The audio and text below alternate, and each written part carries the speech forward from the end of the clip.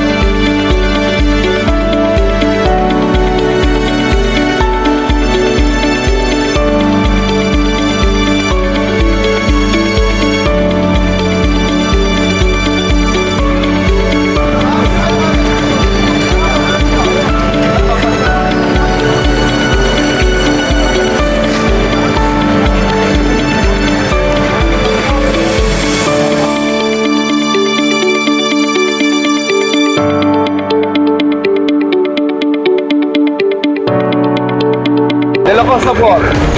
Ito ay request ng barangay at ng HOA Association.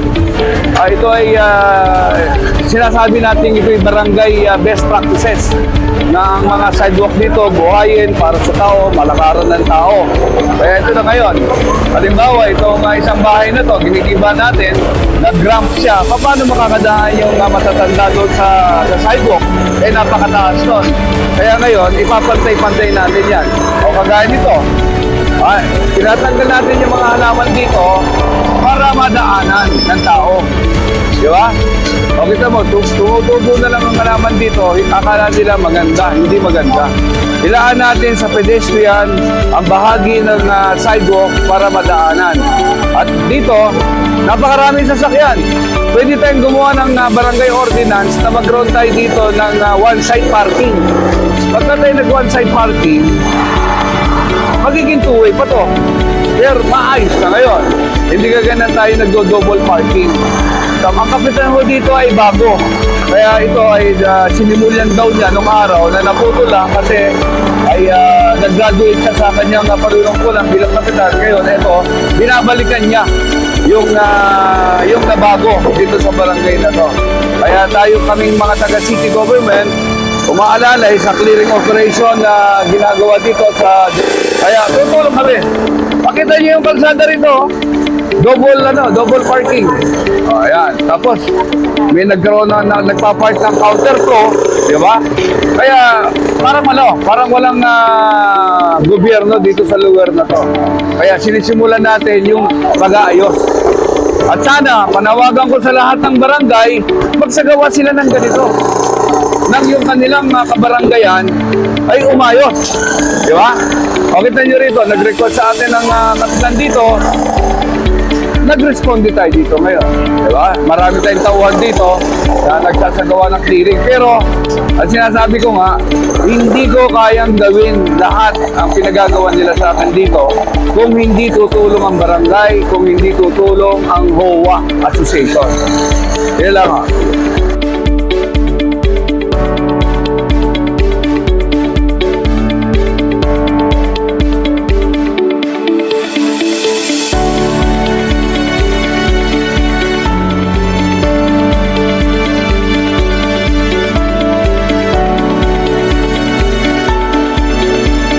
Gaya nga binigit si Director Esquivel, actually ito naman mandate naman po sa amin to, mga barangay official at sa LGU. Ito'y order po ng DILG na magkaroon ng monthly na regular clearing sa road saka sa mga sidewalks.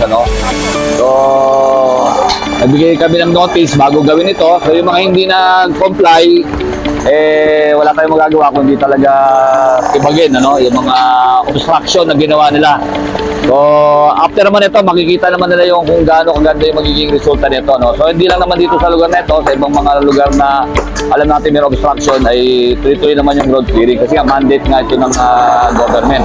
Kasama po natin ang OWA, no? Sila Pres Cesar, saka yung mga opisyalis dito, no? Para may ayos po, may balik yung daanan, may balik yung sidewalk, lalo na doon sa mga bata, no? Kailangan maging children, child friendly tayo no? Na makadaan yung mga bata, mga tao sa sidewalk.